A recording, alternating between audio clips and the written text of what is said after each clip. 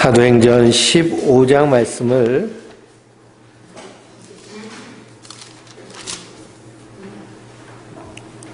우리 1절부터 21절까지 먼저 한 절씩 교독하면서 읽겠습니다. 어떤 사람들이 유다로부터 내려와서 형제들을 가르치되 너희가 모세의 법대로 할례를 받지 아니하면 능히 구원을 받지 못하리라 하니 바울 및 바나바와 그들 사이에 적지 아니한 다툼과 변론이 일어난지라. 형제들이 이 문제에 대하여 바울과 바나바와 및 그 중에 몇 사람을 예루살렘에 있는 사도와 장로들에게 보내기로 작정하니라. 그들이 교회의 전송을 받고 베니게와 사마리아로 다니며 이방인들이 주께 돌아온 일을 말하며 형제들이 다 크게 기쁘게 하더라. 예루살렘에 이르러 교회와 사도와 장로들에게 영접을 받고 하나님이 자기들과 함께 계셔 행하신 모든 일을 말하매 바리새파 중에 어떤 믿는 사람들이 일어나 말하되 이방인에게 할례를 행하고 모세의 율법을 지키라 명하는 것이 마땅하다 하니라. 사도와 장로들이 이 일을 의논하러 모여 많은 변론이 있은 후에 베드로가 일어나 말하되 형제들아 너희도 알거니와 하나님이 이방인들로 내 입에서 복음의 말씀을 들어 믿게 하시려고 오래전부터 너희 가운데서 나를 택하시고 또 마음을 아시는 하나님이 우리에게와 같이 그들에게도 성령을 주어 증언하시고 믿음으로 그들의 마음을 깨끗이 하사 그들이나 우리나 차별하지 아니하셨느니라. 그러나 지금 너희가 어찌하여 하나님을 시험하여 우리 조상과 우리도 능히 매지 못하던 멍에를 제자들의 목에 두려느냐. 그러나 우리는 그들이 우리와 동일하게 주 예수의 은혜로 구원받은 줄을 믿노라 하니라. 온 무리가 가만히 있어 바나바와 바울이 하나님께서 자기들로 말미암아 이방인 중에서 행하신 표적과 기사에 관하여 말하는 것을 듣더니 말을 마침에 야고보가 대답하여 이르되 형제들아 내 말을 들으라. 하나님이 처음으로 이방인 중에서 자기 이름을 위할 백성을 취하시려고 그들을 돌보신 것을 시므온이 말하였으니 선지자들의 말씀이 이와 일치하도다. 기록된 바 이후에 내가 돌아와서 다윗의 무너진 장막을 다시 지으며 또 그 허물어진 것을 다시 지어 일으키리니 이는 그 남은 사람들과 내 이름으로 일컬음을 받는 모든 이방인들로 주를 찾게 하려 함이라 하셨으니 즉 예로부터 이것을 알게 하시는 주의 말씀이라 함과 같으니라. 그러므로 내 의견에는 이방인 중에서 하나님께로 돌아오는 자들을 괴롭게 하지 말고 다만 우상의 더러운 것과 음행과 목매어 죽인 것과 피를 멀리하라고 편지하는 것이 옳으니 이는 예로부터 각성에서 모세를 전하는 자가 있어 안식일마다 회당에서 그 글을 읽음이라 하더라. 아멘. 할렐루야. 우리가 주일 오후에는 사도행전 말씀을 나누고 있습니다. 사도행전은 다른 말로 하면 교회 행전입니다. 또 다른 말로 하면 성령 행전입니다. 그래서 사도행전은 누가복음과 쌍을 이루게 되는데요. 그래서 누가복음은 예수 그리스도를 통하여서 역사하시는 성령의 역사하심을 성경을 통해 기록된 것인데요. 그 예수님은 어떤 모습으로 기록되어 있느냐? 기도하시는 모습으로.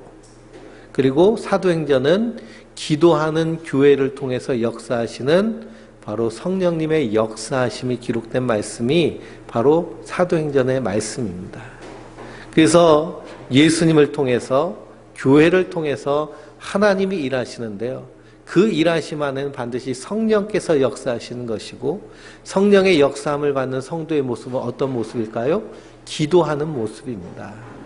우리가 기도한다라고 할 때요. 이 기도는 나에게 힘이 없어서 하나님 의지합니다라고 하며 나아가는 것이 기도의 바른 모습입니다. 그러니까 내게 힘이 없으니까요. 빌고 또 비는 것이죠. 누구에게요? 하나님께. 그러니 내가 약하다라는 나의 연약함의 모습이 어떤 모습으로 나타날까요? 기도하는 모습으로 나타나는 것입니다.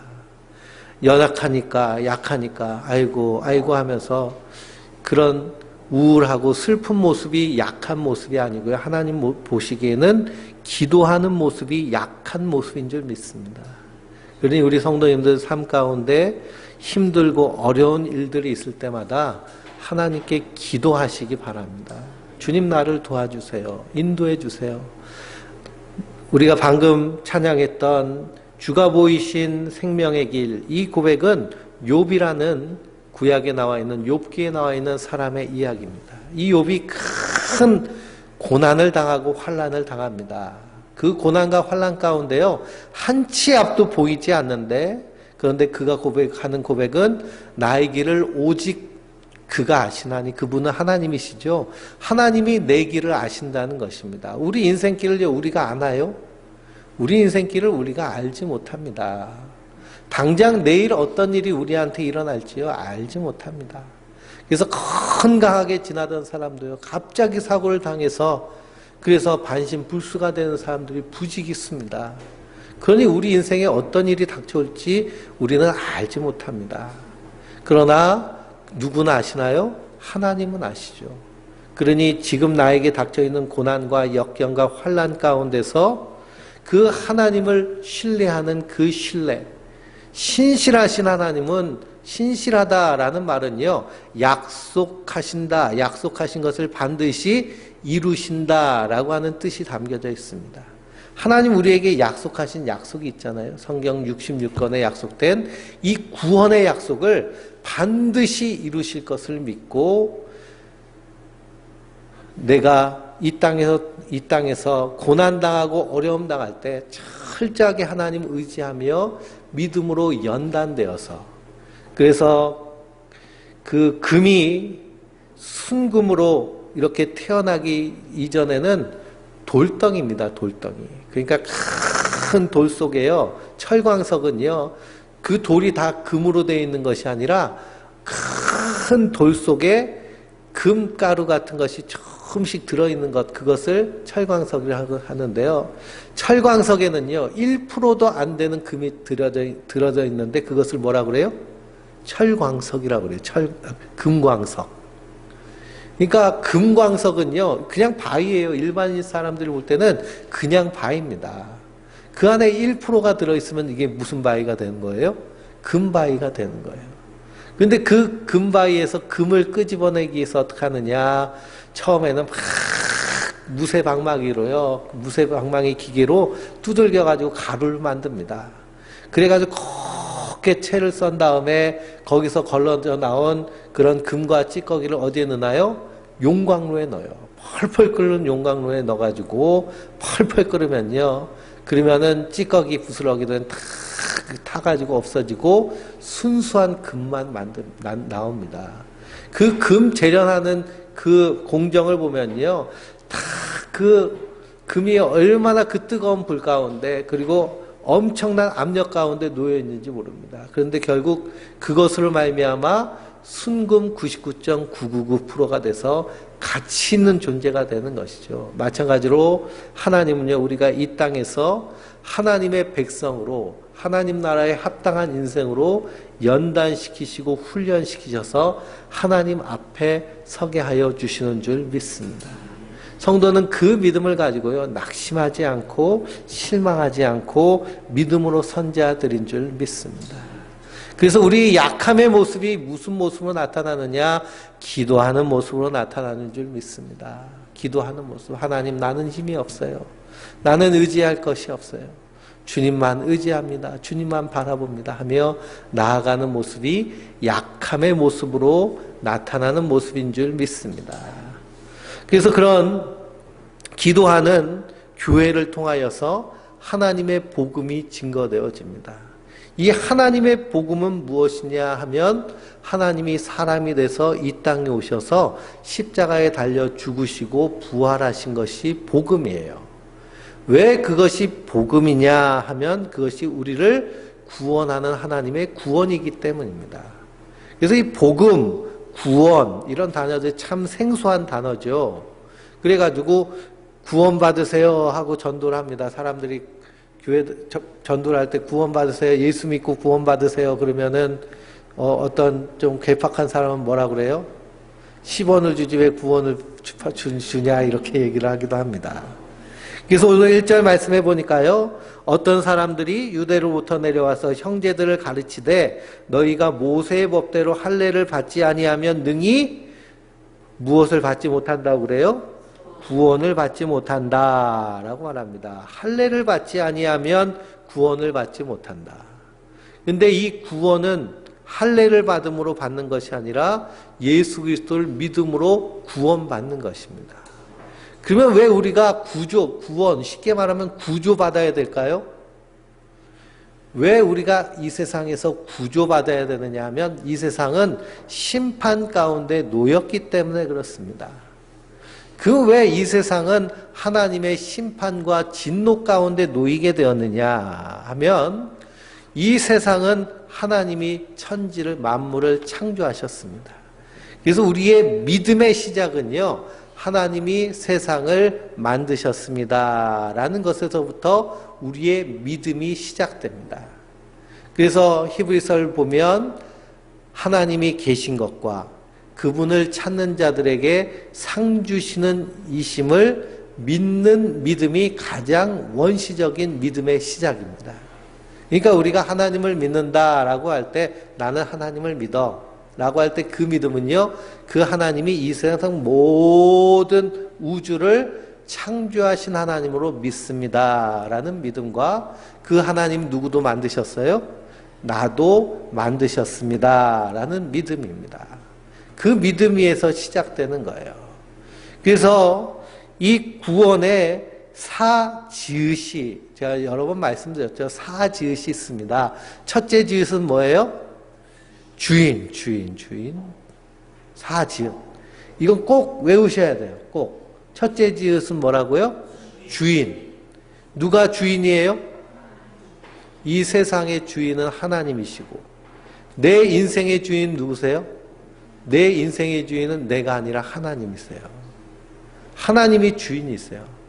근데 그 주인이 하나님이신데 그 주인을 버리고 내가 주인 노릇하려는 것이 하나님 보시기엔 뭘까요? 그게 죄가 되는 것입니다. 죄가 되는 거예요. 생각해 보세요. 얼마 전에 미국에서 한 흑인 남자가 술에 잔뜩 취해가지고요.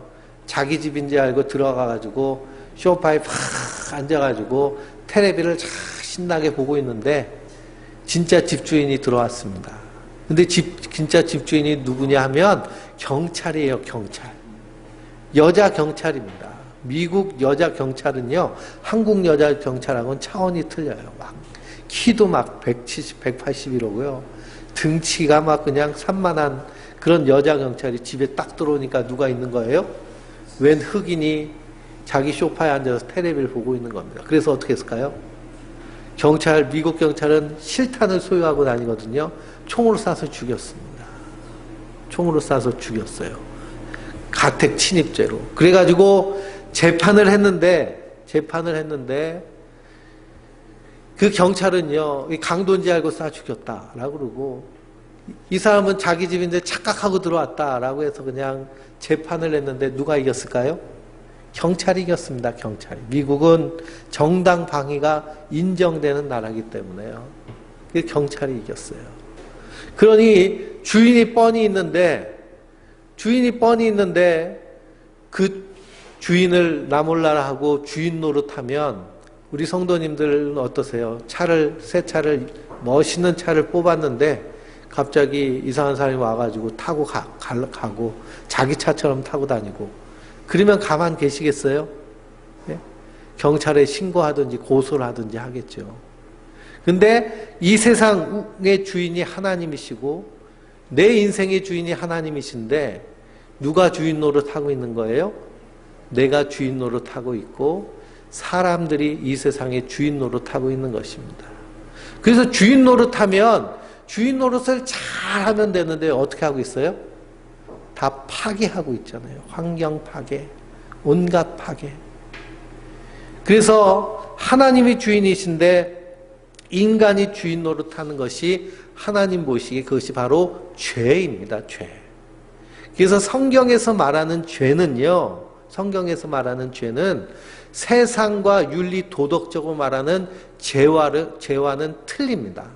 성경에서 말하는 죄는요, 존재론적인 죄예요. 그래서 내가 죄를 졌기 때문에 죄인이 아니고요, 죄인이기 때문에 죄를 짓는 것입니다. 그러니 성경에서 우리는 다 하나님 앞에 죄인입니다 라고 이렇게 선언하고 있는데요, 이 말을 하면은 이 죄에 대하여서 일반 윤리 도덕적인 사회적인 죄의 가치관으로 가지고 그 말을 들으면 우리 안에 어떤 일이 생겨요? 반발심이 생기죠. 반발심이. 아니 내가 죄진 것도 없는데 범법자라고 그런 건 범법자. 요즘 범법자라는 말 많이 들으시잖아요. 범법자. 법무장관을 가리켜서 범법자라고 얘기합니다. 범법자라고 해버리니까요, 그냥 온 그 집안이 다 범죄자 집안이 돼버리잖아요. 그렇죠? 근데 우리 보고 당신 죄 졌잖아요, 죄인입니다 라고 그러면 화낼 일입니다. 왜 그럴까요? 나는 대한민국 법 잘 지키고 세금 낼 거 다 내고 교통법규도 이게 안 지킨 것이 없고 다 법을 지키면서 사는데 내가 왜 죄인이냐고 따질 수 있죠. 그래서 성경에서 말하는 죄는요, 도덕적, 윤리적, 사회적 죄를 죄라고 말하는 것이 아니라 하나님 앞에서 내가 주인 노릇하는 것이 하나님 보시기에 죄라는 것입니다. 그게 성경에 말하는 죄에 대해서 이해가 가시죠. 그렇죠? 그러면은 우리가 하나님이 계신 것을 믿고 이 우주와 내가 하나님이 창조하신 피조물이라는 것을 믿을 때 분명히 주인이 있는 것을 인정할 수밖에 없는 것입니다. 근데 주인의 뜻대로 세상이, 그리고 우리가 살아가지 않으면 그것이 하나님 앞에 하나님의 뜻을 어긴 것이기 때문에, 하나님의 법을 어긴 것이기 때문에 하나님 앞에 죄인이 되는 것이죠.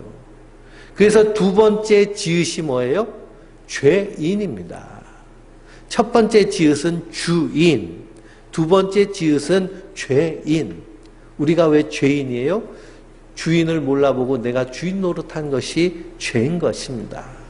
그래서 성경을 읽으면서 우리가 깨달아야 될 것이 무엇이냐? 하나님이 이 세상을 창조하신 창조의 원뜻을 깨달아야 돼요. 왜 하나님이 이 세상을 만드셨을까? 그리고 하나님이 사람을 마지막에 창조하시고 보시기에 참 좋았더라라고 했는데 좋은 이유가 무엇인가? 왜 하나님이 사람을 만드시고 가장 기뻐하셨어요?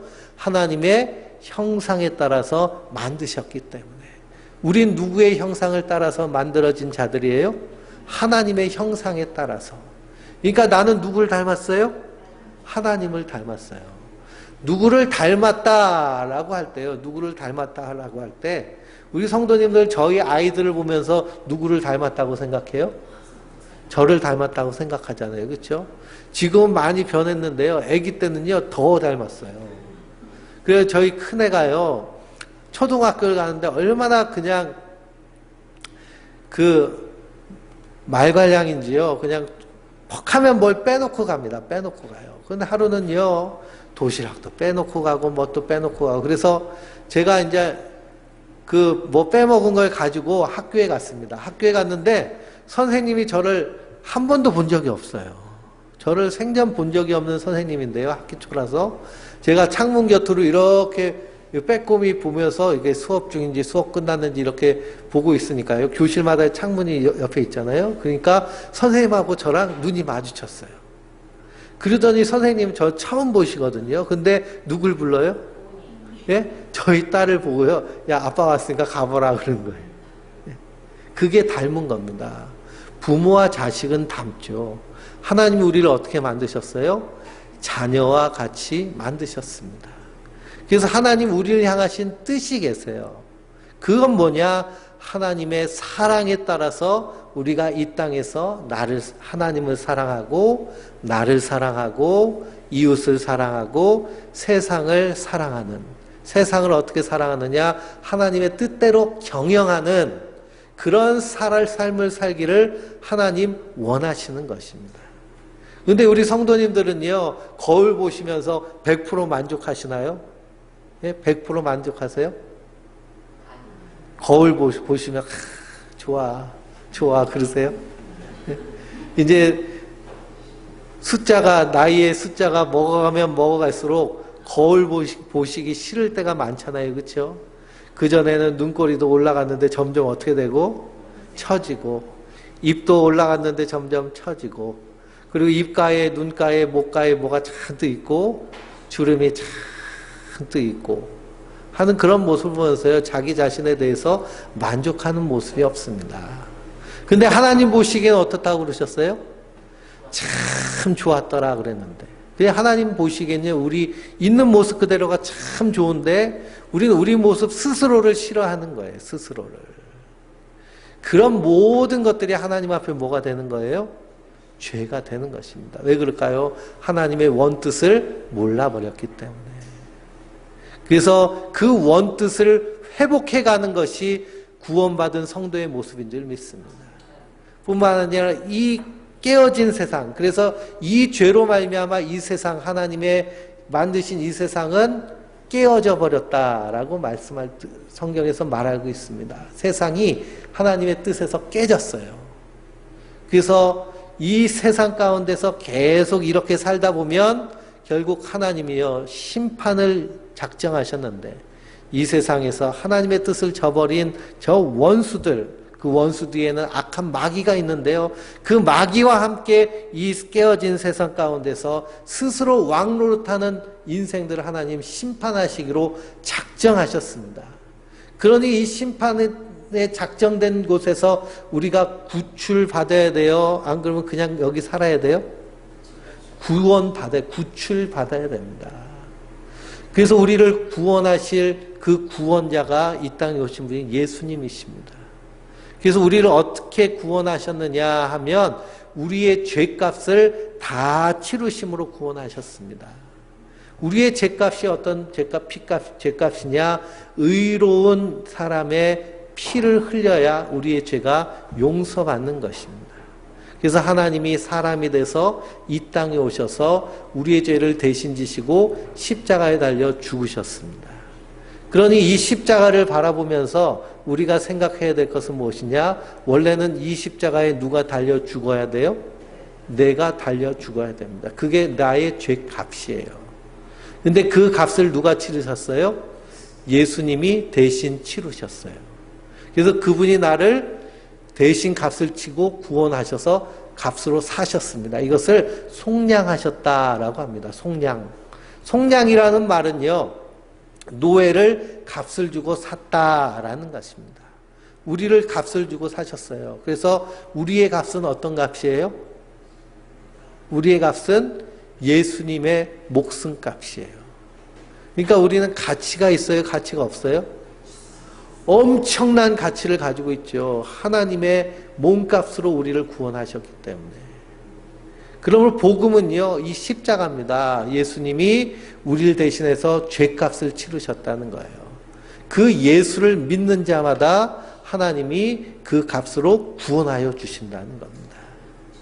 그러니 우리가 믿는 믿음은 오직 예수. 우리가 찬양하는 찬양도 오직 예수. 왜 그럴까요? 그분이 우리의 구원자시기 때문입니다. 근데 구원자가 십자가에 달려 죽어서 없어져 버리면 그러면 그것은 완전한 구원이 되지 못합니다. 그분이 십자가에 달려 죽으시고 3일 만에 부활하셨습니다. 다시 사셨어요. 그래서 저 하나님 나라로 올라가셨습니다.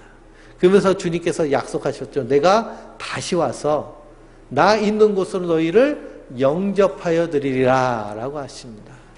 그러면 성도는요, 이 땅에서 주님이 다시 오셔서 우리를 영접하여 하나님 나라에서 영원히 살 것을 소망하는 그 소망과 믿음 가운데 이 땅에서 사는 자들인 줄 믿습니다.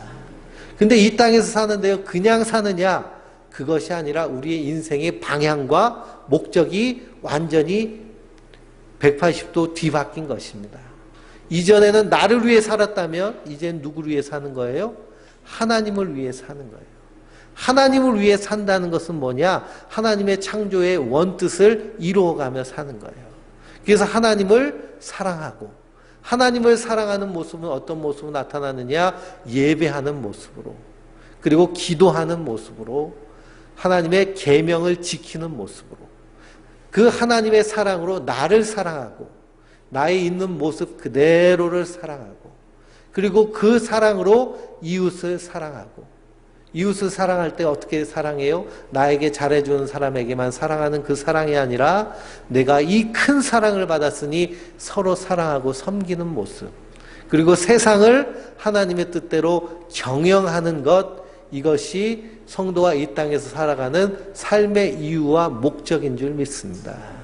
그래서 우리 가정에서 하나님의 나라를 세워가고 우리 교회에서 하나님의 나라를 세워가고 나의 일터에서 하나님의 나라를 세워가는 것이 하나님 성도에게 주신 사명인 줄 믿습니다. 이 일을 할 수 있는 것은 우리가 구원받았기 때문이죠. 그런데 오늘 말씀해 보니까요. 이 안디옥 교회 그리고 이방 교회들 그러니까 이 사람들은 이스라엘 사람들이 아닙니다. 유대인이 아니에요. 유대인이 아니니까 유대인의 법을 지킬 이유가 있어요? 없어요? 없습니다. 그런데 그들의 율법에 의하면 태어난 지 8일 안에 할례를 행해야 된다는 율법이 있습니다. 할례라는 것은 하나님의 백성의 그런 표식과 같은 것이죠.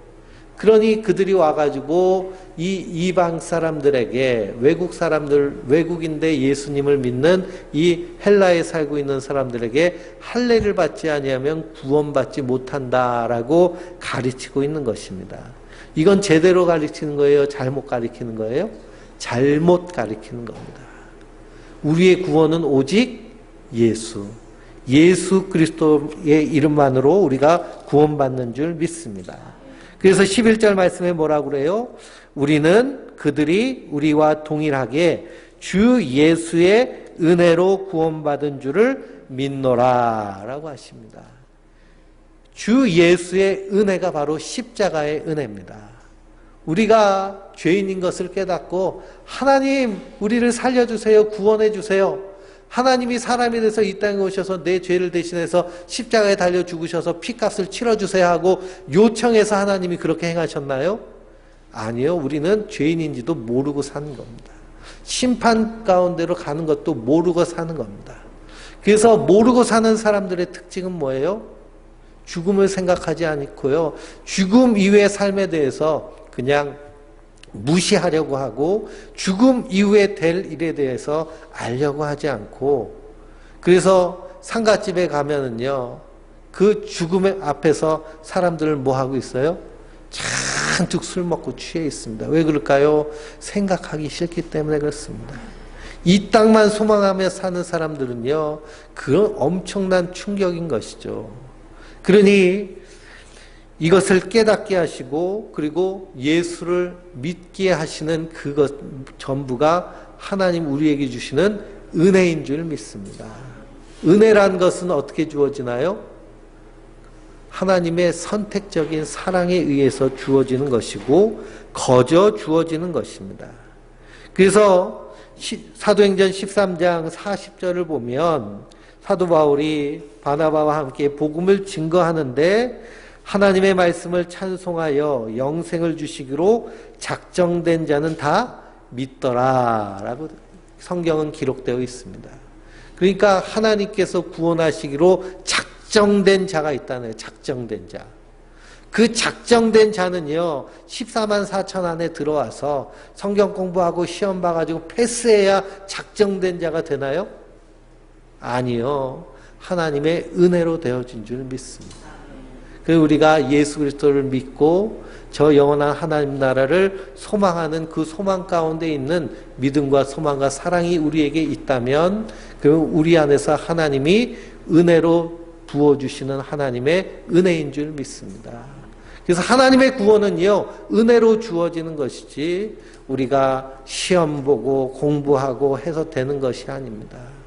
그래서 그 은혜를 아는 자들이 그 하나님의 은혜를 더 알기 위해서 열심히 말씀을 읽고 열심히 말씀을 쓰기도 하고 듣기도 하고 연구하기도 하고 묵상하는 것이 바로 그 하나님의 사랑을 깨달은 자의 모습인 줄 믿습니다.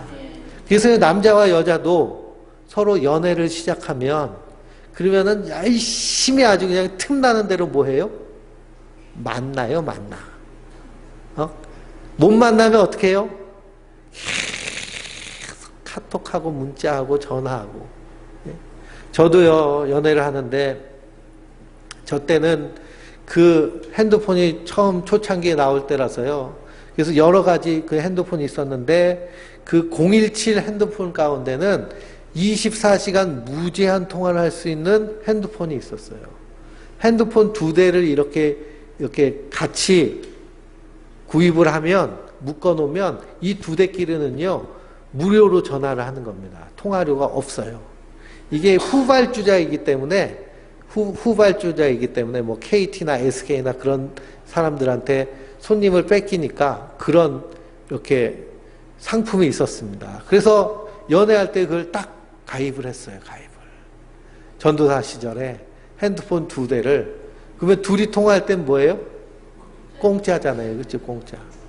그러니까 한참 불꽃이 틀 때는요, 이 전화가 아니라 뭘까요? 무전기예요. 무전기. 그래서 그냥 잠잘 때도 이렇게 켜놓고 잡니다. 그러면 한참 얘기를 들어줘야 되잖아요. 주로 남자가 얘기하나요? 여자가 얘기하나요? 네? 여자가 얘기하죠. 그렇죠? 그럼 남자 옆에서 대응해 주는 것이죠. 그래 그러다. 그러다가 깜빡 잠이 들어요. 그러고 나면 아침에 일어나 보면 핸드폰의 배터리가 분리되어 있고 그런 경험들이 있습니다. 그러니 이렇게 만나면요, 남자와 여자도 만나면 알고 싶고 그리고 하는 그런 알아감이 바로 연애의 가장 핵심된 모습인데, 우리가 그 하나님을 만나게 되면 그 하나님의 사랑 안에서요 나타나는 특징이 무엇이냐? 하나님을 알고 싶어하는 거예요. 하나님은 어떤 분이신가? 그래서 그 하나님의 사랑, 길이, 높이, 너비, 그것이 얼마나 풍성한지를 알아가는 것이 우리의 신앙생활인 줄 믿습니다.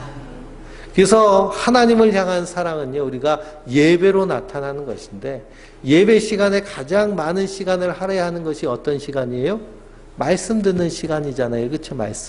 말씀을 통해서 우리가 무엇을 알아야 되느냐? 하나님의 사랑, 하나님은 어떤 분이신가를 아는 것이고, 그분이 보내신 예수님이 왜 나의 주, 나의 하나님이 되시는지를 알아가는 것이고, 그리고 내가 왜 이 땅에서 하나님 나라를 이루어가야 되는지, 그런 삶의 목적으로 살아야 되는지, 인생의 방향이 분명하게 나아가도록 듣는 시간이 바로 성경 말씀을 듣는 설교 시간입니다.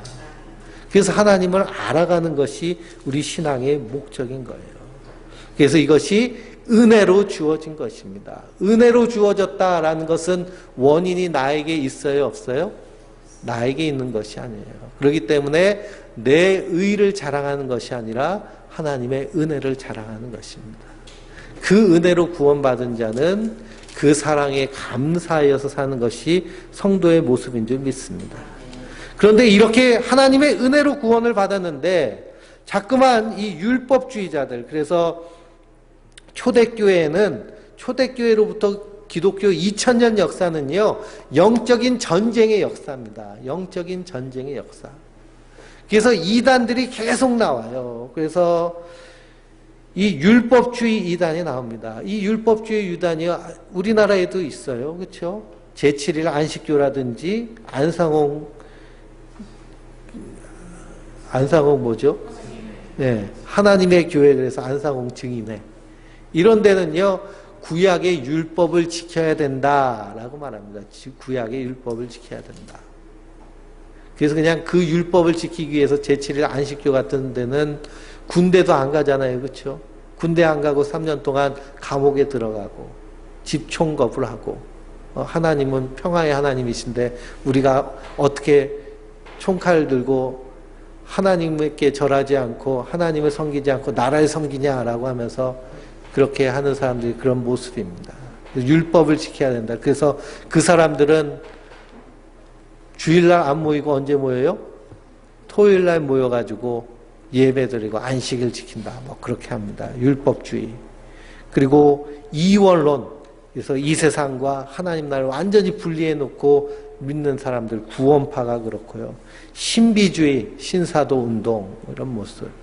그리고 그 세대주의 종말론 한 것은 신천지라든지 그런 데서는 세대주의 종말론을 가지고 성도를 미혹합니다.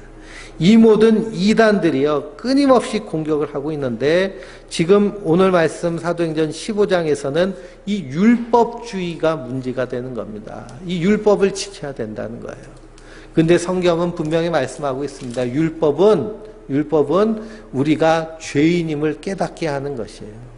그래서 이 야고보 사도가 뭐라고 말하느냐, 우리가 지키지도 못하는 것을 그들에게 멍에를 메우는 것은, 베드로가 그랬죠. 10절 말씀에 너희가 어찌하여 하나님을 시험하여 우리 조상과 우리도 능히 매지 못하던 멍에를 제자들의 목에 두려느냐라는 것입니다. 그러니 이 율법은요 우리가 행할 이유가 없습니다. 왜냐, 그 율법은 죄를 깨닫게 하시는 것이기 때문에 우리는 하나님의 은혜로 구원받은 자들인 줄 믿습니다. 이 복음 안에서도 우리의 신앙이 율법이 돼서는 안 됩니다.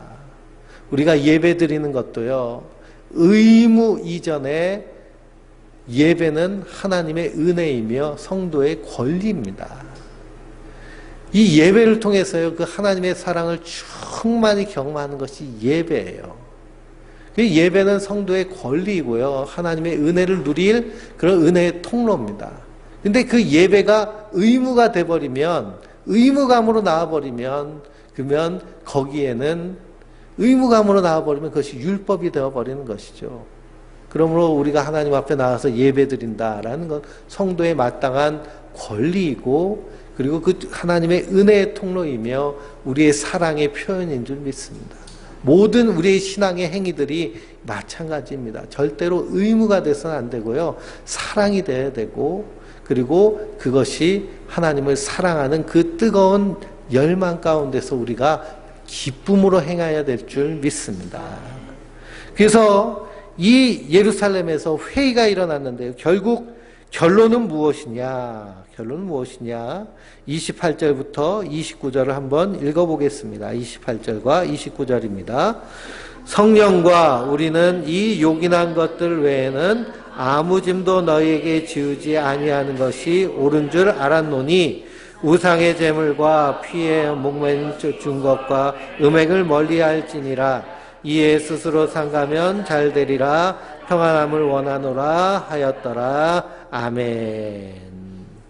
그러므로 성령과 이 요긴한 것들, 그래서 우상의 제물을 먹는 것과 피와 목매어 죽인 것, 음행을 멀리하라라고 권고를 하고요.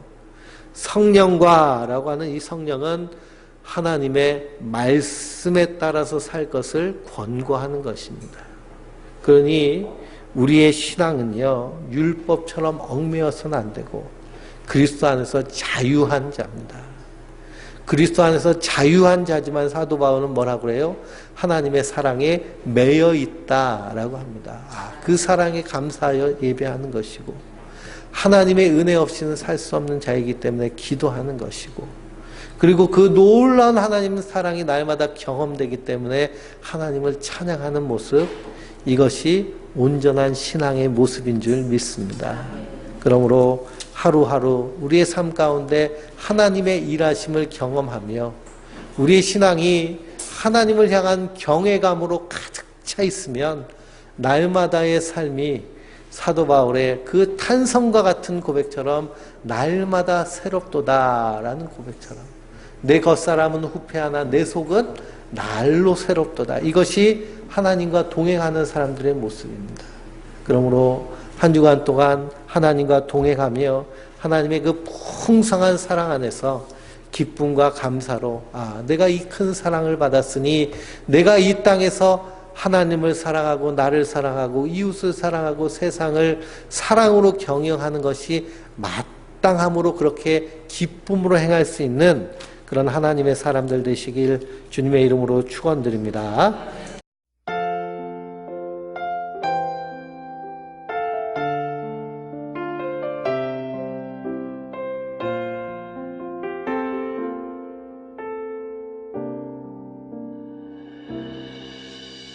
주 나의 모습 보네 상한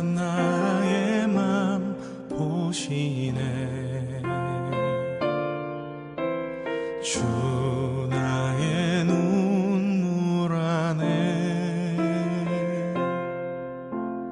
홀로 울던 맘 아시네. 주 나의 모습 보네. 상한 나의 맘 보시네. 주 나의 눈물 안에 홀로 울던 맘 아시네. 세상 소망 다 사라져가도 주의 사랑은 끝이 없으니 살아가는 이 모든 순간이 주 은혜임을 나는 믿네.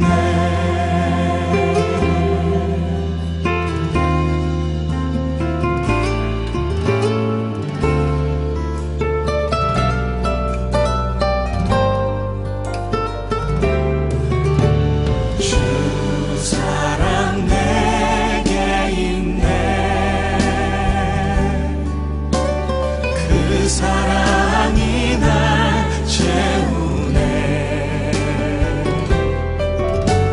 주 은혜 내게 있네.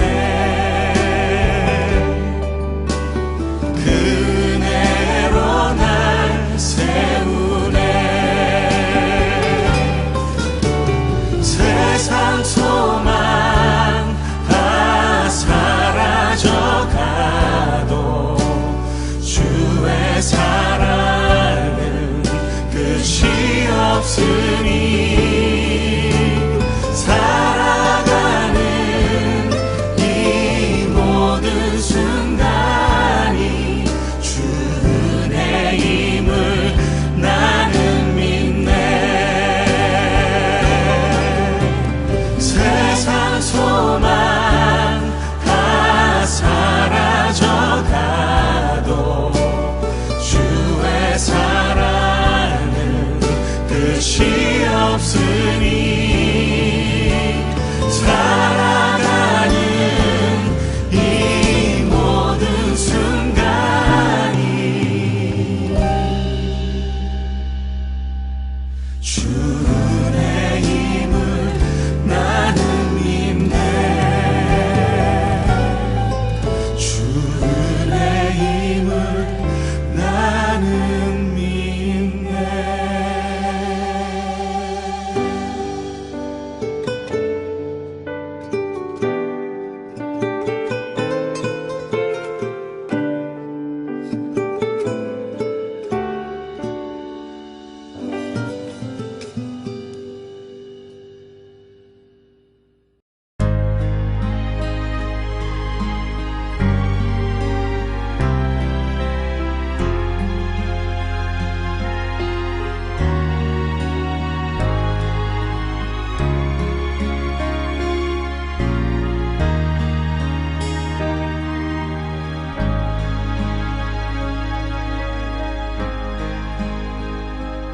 어둠 속에 매이던 내 영혼 갈 길 몰라 방황할 때에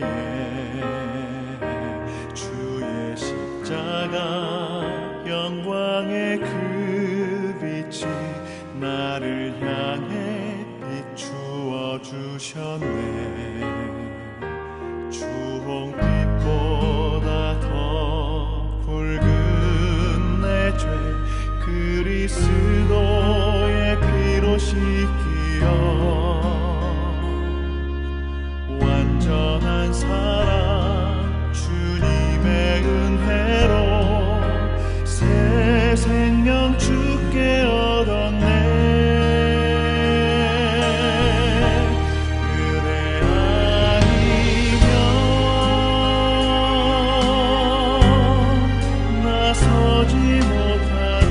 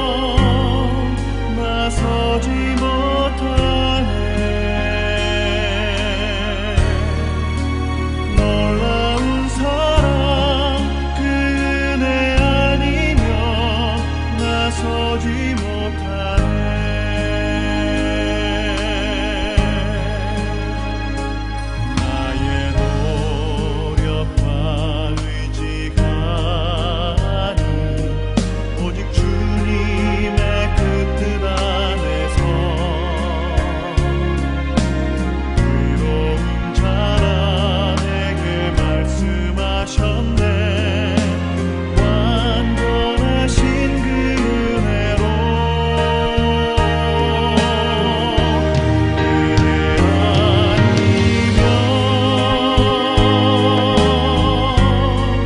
나서지 못하네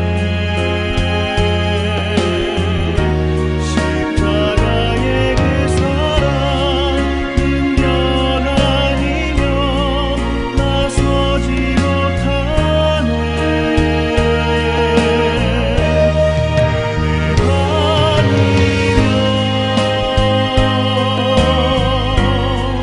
나서지 못하네 완전한 사랑 그 은혜 아니면 나서지 못하네 이제 나 사는 것 아니요 오직 예수 내 안에 살아계시니 나의 능력 아니요 주의 능력으로 예수와 함께 살리라 오직 그대로 나 살아가리라 십자가의 그 사랑 주의 능력으로 나는 서리라 주의 그대로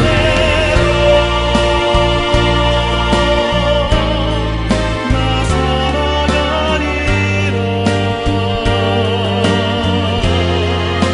십자가 사랑 그 능력으로 나 살리라 주 은혜로 나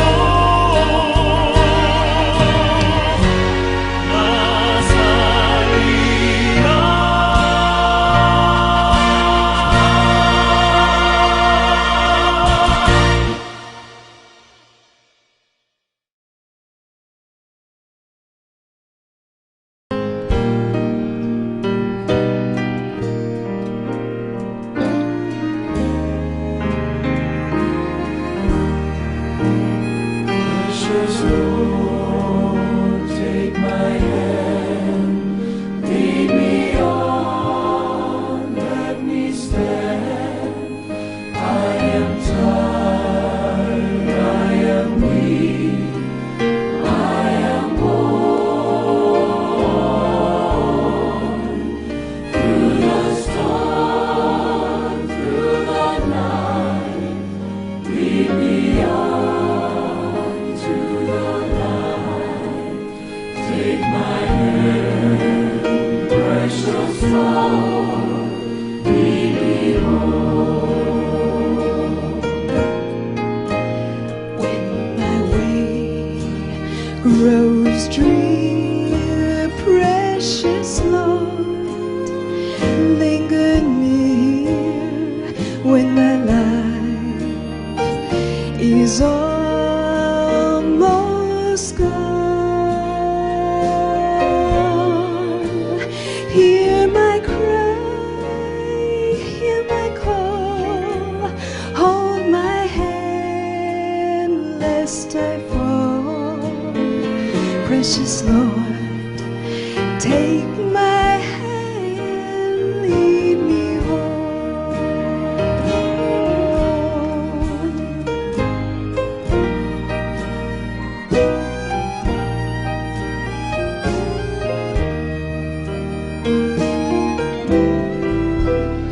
When the shadows appear and the night draws near and the days pass and gone,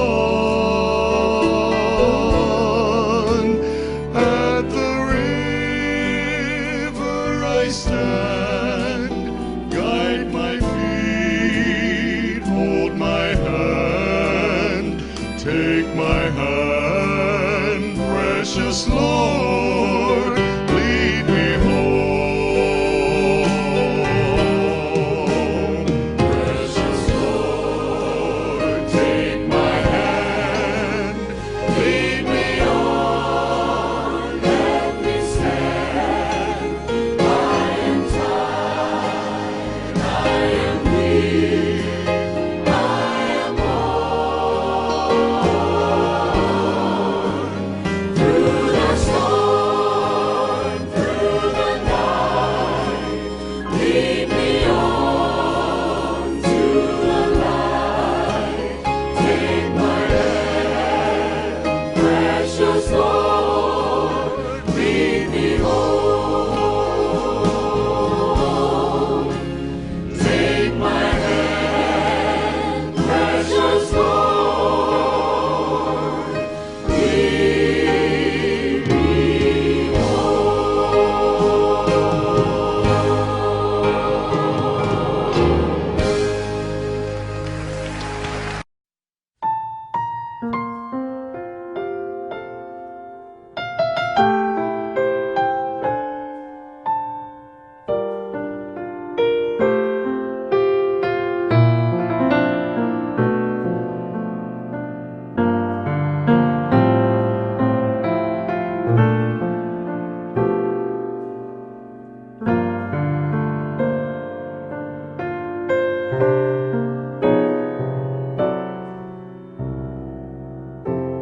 삶의 작은 일에도 그 마음을 알기 원하는 그 길, 그 좁은 길로 가기 원해. 나의 작음을 알고 그분의 크심을 알며 소망, 그 깊은 길로 가기 원하네.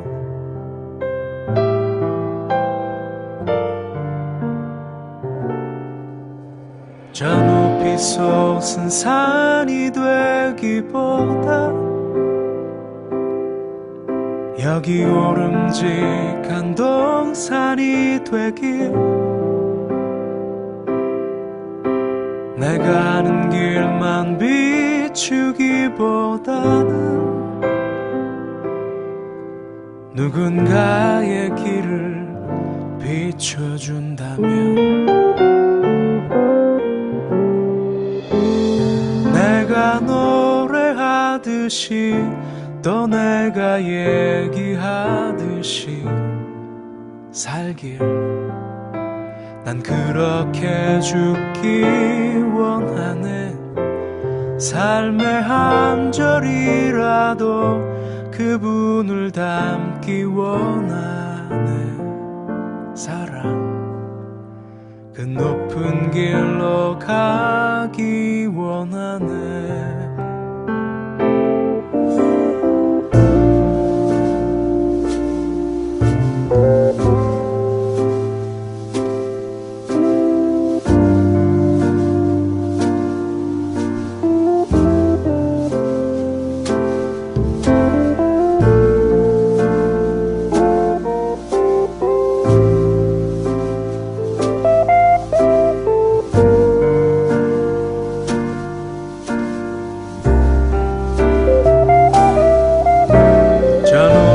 솟은 산이 되기보다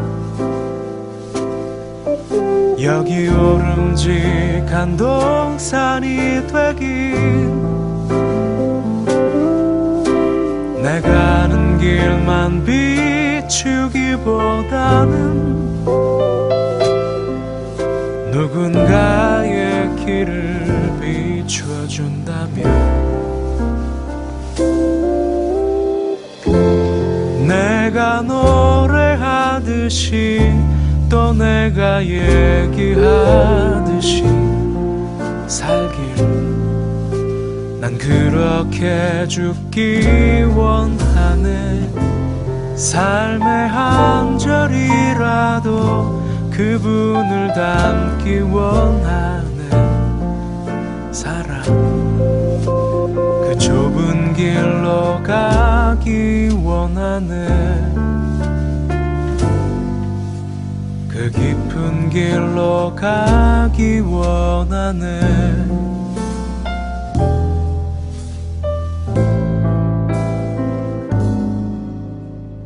높은 길로 가길 원하네.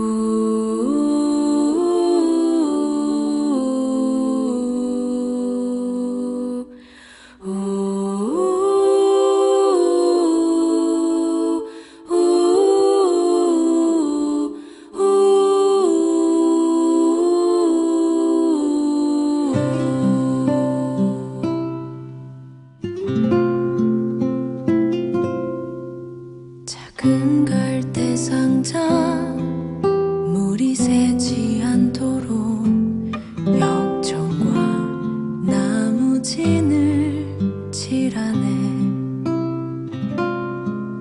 어떤 맘이었을까 그녀의 두 눈엔 눈물이 흐르고 흘러. 동그란 눈으로 엄마를 보고 있는 아이와 입을 맞추고 상자를 덮고 강가에 띄우며 간절히 기도했겠지.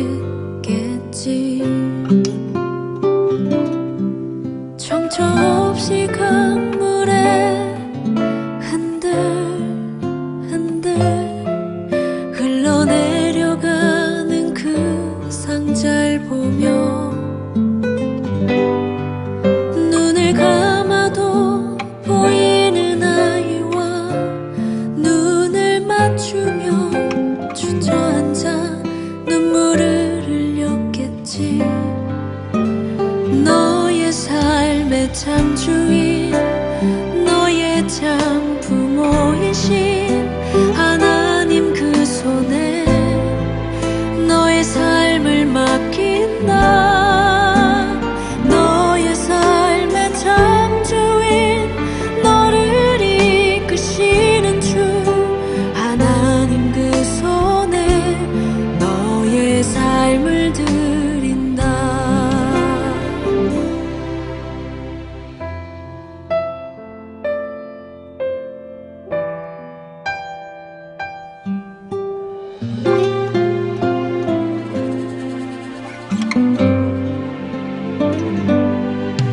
어떤 마음이었을까 그녀의 두 눈에 눈물이 흐르고 흘러. 정처 없이